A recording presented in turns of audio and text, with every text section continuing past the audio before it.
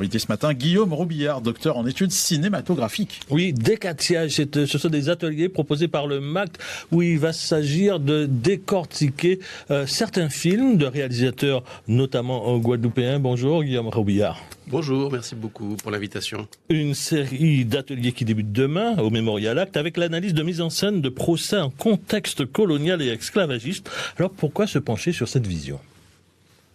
Alors déjà, je dois préciser que ça s'inscrit dans une thématique qui est proposée par le Mémorial Acte, que j'ai accepté avec grand plaisir, d'autant plus que dans le cinéma antillais, Guadeloupe, Martinique, là on va rester concentré sur les longs métrages de fiction faits par des réalisateurs guadeloupéens ou martiniquais ou d'origine. Eh bien, on a des situations de procès et plus largement se pose la question de la pratique de la justice en période coloniale. La justice, c'est aussi ce qui est appliqué dans l'espace des habitations, des plantations. Donc, on va justement aller décortiquer tout ça comme de la langouste. La réalisation cinématographique, c'est une vision parti pris en fonction du scénario, des moyens de production, en fonction des tournages. Vous allez mettre en relief les deux films de Christian Lara, le réalisateur guadeloupéen, Vivre libre ou mourir, en 1980, et le procès fictif du commandant Ignace. Sucre amer en 1998, là aussi un procès fictif d'un esclave affranchi, et il y aura apparemment le film de Steven Spielberg, Amistad, où c'est l'adaptation de la controverse de Valladolid sur l'âme des Indiens d'Amérique. Alors quel lien peut-on faire entre ces films et les Indiens d'Amérique, par exemple ? Alors, c'est plein de questions dans la question. Il y a beaucoup de matière. Alors, dans les grandes lignes, comme vous l'avez dit, il y a deux ateliers. Alors, on va commencer, je vais être finalement assez chronologique. On va commencer par un coup d'œil sur le film La controverse de Valladolid, qui remonte à 1992. J'en ai eu l'idée parce qu'il y a un extrait de ce film qui passe en boucle dans l'exposition permanente du Mémorial Acte. On commence par la question amérindienne parce que les premiers procès de la période coloniale concernent la question qui est de savoir si les conquistadors ont le droit de conquérir le Nouveau Monde et surtout s'ils ont le droit d'assujettir les peuples amérindiens. Donc c'est le point de départ. C'est le point de départ. C'est le point de départ qui donne donc cette fameuse controverse qui va donner un livre de Jean-Claude Carrière qui va donner un film.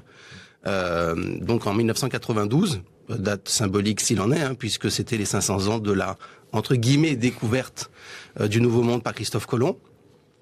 Et ensuite, je vais faire très rapidement une chronologie très partielle des films qui ont abordé à la fois la traite négrière, alors tantôt la traite négrière, tantôt l'esclavage, parce que finalement du côté des États-Unis, on a des films dès 1903, de manière assez surprenante, et puis après dans les années 30, 50, 60, etc. Et puis on va se rapprocher de l'espace caribéen. On va commencer par la question de l'application de la justice dans les plantations, dans les habitations, et on va commencer avec un film cubain qui est un véritable classique, La Última Cena de Tomás Gutiérrez Alea en 1976, et puis hop, on va évidemment venir au cinéma de Guadeloupe et de Martinique. Et on va commencer avec les premiers films. Ça va être Le sang du flamboyant de François Mijan en 81. Ça va être Rue Cazenègre, évidemment, de Zane Palsy. On ne peut pas l'éviter en 1983.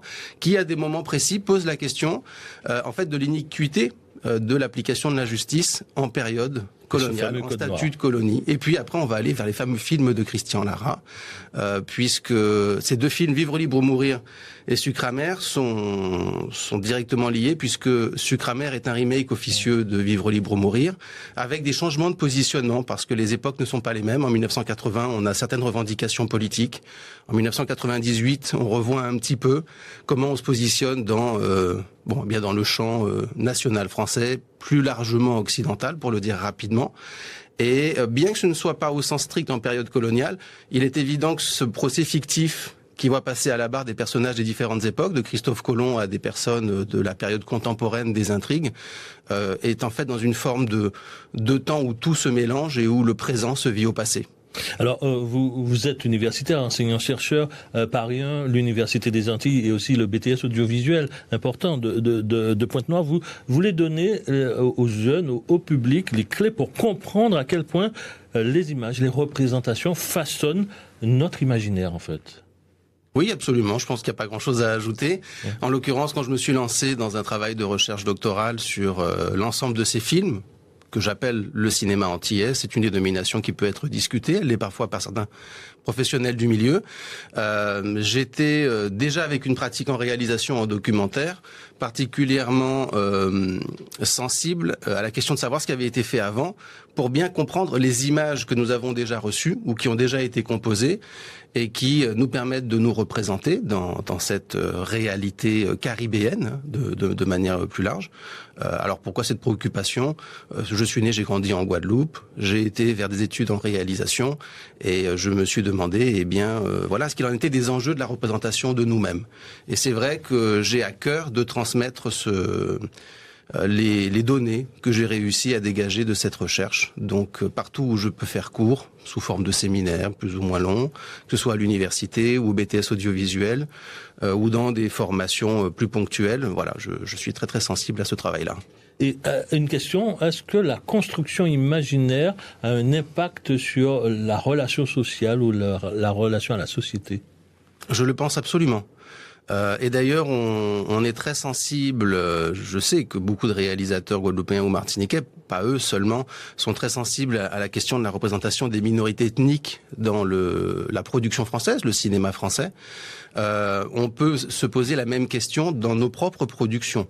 Comment sont représentés les personnages en fonction de leurs différentes origines. Et je pense sincèrement que lorsque vous avez une répétition de schémas, une répétition de type d'image sur un certain type de personnage, quelle qu'en soit l'origine, à un moment donné, il y a aussi des conséquences sur la manière avec laquelle au quotidien, on se représente des personnes d'origine indienne, d'origine européenne, d'origine haïtienne, etc.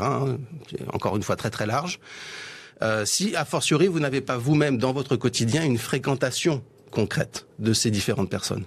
Avec une question, auditeurs et téléspectateurs, plus large qui touche nos sociétés actuelles, avec une question, celui qui paye, est-ce qu'il a le droit de façonner la pensée ou l'opinion ? Je m'explique.